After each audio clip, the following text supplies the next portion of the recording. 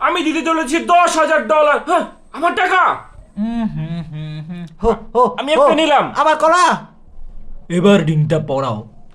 এটার জন্য ক্ষমা করো। এনো, এটাতে কিনে নিও। এই মুভিটা দেখতে অনেক সুন্দর। ও মাই গড।